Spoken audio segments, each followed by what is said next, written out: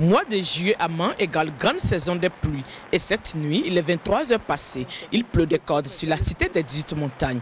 Peu de temps après, quelque part au quartier Thérèse, il est minuit passé. La pluie a baissé d'intensité. Mais pas de sommeil pour Fondio, un résident de ce quartier. Depuis le début de la pluie, il est affairé. Quand il pleut comme ça, on ne dort pas la nuit. S'il pleut soit à 20 h, jusqu'à plus tard, au petit matin, nous sommes encore au dehors. Et si on ne bouge pas le tuyau là, l'eau rentre. Nous laissons Fondio encore aux prises avec l'eau et notre chemin croise celui d'Émile, un opérateur économique qui rentre du boulot. Il a de sérieux soucis pour accéder à l'entrée de sa demeure envahie par les eaux de ruissellement. Le lendemain matin, après une petite pluie, nous retournons au quartier Thérèse. Les rues sont complètement inondées. Nous sommes obligés de mettre les pieds dans l'eau pour aller à la rencontre des résidents, parmi lesquels nous retrouvons notre ami d'hier nuit Fondio, toujours aux prises avec l'eau.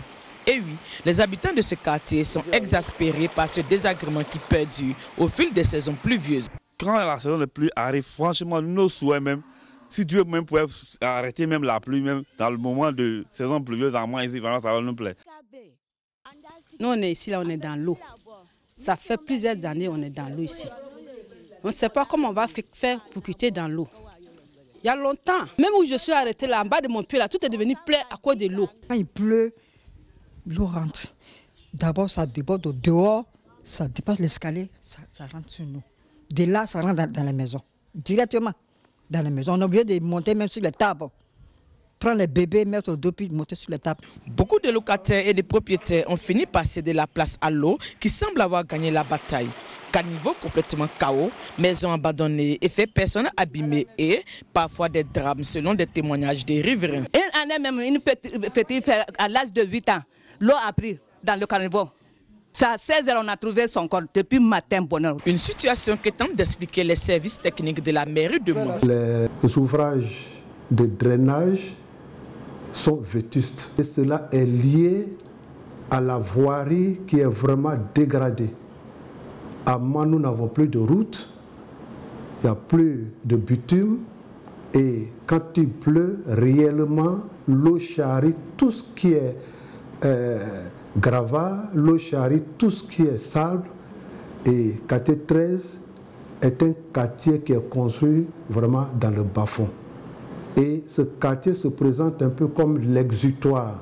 Ajoutez à cela le manque de civisme de la population riveraine. Des constructions sont érigées sur le principal canal d'évacuation. Et c'est un dépotoir à ciel ouvert pour commerçants et riverains.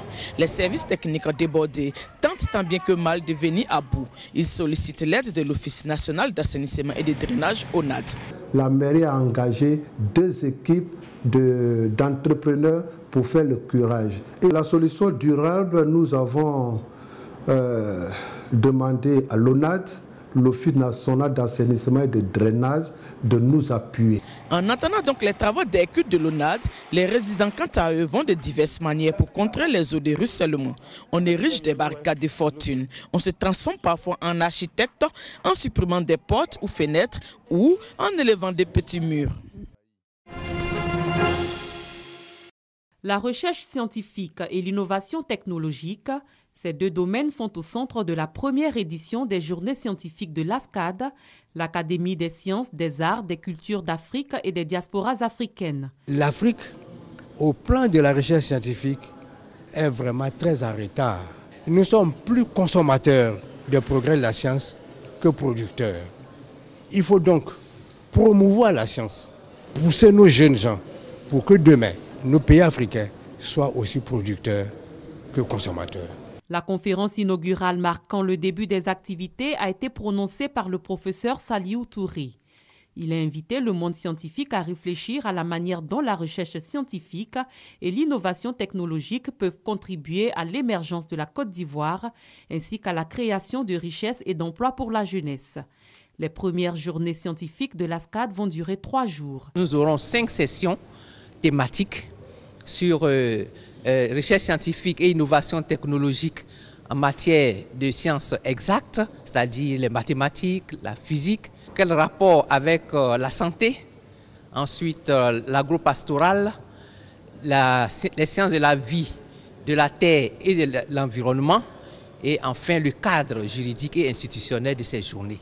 Cette première édition donnera l'occasion à divers acteurs du monde scientifique ivoirien de relever l'importance de la science et la technologie dans l'établissement du développement durable et la mise en œuvre d'une croissance verte.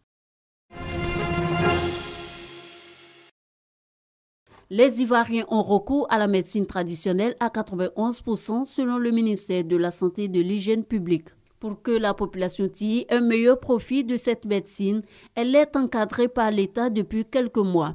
Une loi adoptée en juillet 2015 fixe les règles relatives à l'exercice et l'organisation de ce secteur. Le ministère de la Santé et de l'Hygiène publique entreprend de la vulgariser et de promouvoir la médecine traditionnelle. Et le meilleur canal pour lui, ce sont les médias. En Afrique, la médecine traditionnelle est caractérisée par l'irrationalité.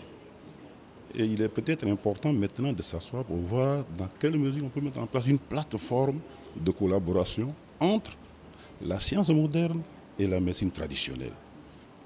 Naturellement, une loi réglementant ce secteur étant votée, il était important de la diffuser pour la promotion de la pratique de la médecine traditionnelle en Côte d'Ivoire. Toute une journée a donc été consacrée au développement d'une stratégie de promotion de la médecine traditionnelle pour le bonheur des praticiens. Ce plan d'action ferait que les praticiens de la médecine traditionnelle seront mieux vus. Ça ferait de telle sorte que nos médicaments seront encore identifiés. En un mot, ça pourrait donner la crédibilité même des praticiens de la médecine traditionnelle que nous sommes. Cette séance de promotion de la médecine traditionnelle va favoriser la mise en place d'un plan média qui sera mis en œuvre sur toute l'étendue du territoire. Fini les 9 mois de cours assidus. Fini également le stress des examens de fin d'année à grand tirage. Les grandes vacances 2016 commencent en Côte d'Ivoire. Et déjà, certains établissements scolaires préparent les cours de vacances. Objectif : occuper sainement l'apprenant et lui permettre de rester en contact avec l'école. Mais chez les parents d'élèves, les avis divergent. Je opte pour les cours de vacances. Ça permet à l'enfant de renforcer un peu les acquis qu'il a reçus dans la classe antérieure. Il est vraiment important que l'enfant fasse des cours de vacances pour les 4 semaines avant la rentrée. C'est mieux que les enfants qui reposent pendant la vacance, en attendant que les parents trouvent le moyen pour préparer aussi la rentrée scolaire. Parce qu'après une longue année d'études, en tout cas pour les enfants qui ont passé le temps à étudier, je pense qu'il vaut mieux qu'ils se reposent. Au ministère de l'Éducation nationale et de l'enseignement technique, on recommande fermement les cours de vacances. Les vacances sont faites pour se reposer, mais il faut dire aussi que qui n'apprend pas désapprend, on le dit souvent.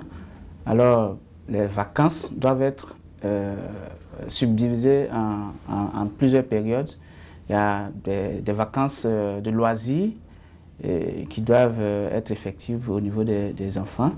Mais il y a également le fait qu'il faut habituer les enfants ou bien leur donner l'envie d'aller sereinement à la nouvelle année scolaire.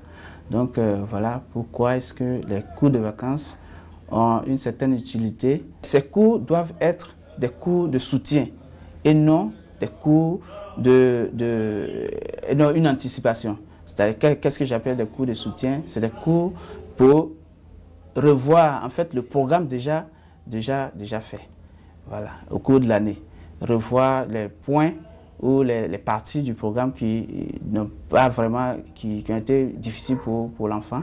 Ces cours de vacances peuvent surtout être administrés aux enfants en difficulté d'apprentissage. C'est surtout pour eux qu'on pourrait organiser ces cours, ou qui n'ont pas une excellence dans le niveau scolaire. En Côte d'Ivoire, les cours de vacances débutent dès le mois d'août. Environ 4 semaines pour préparer activement la nouvelle année académique 2016-2017.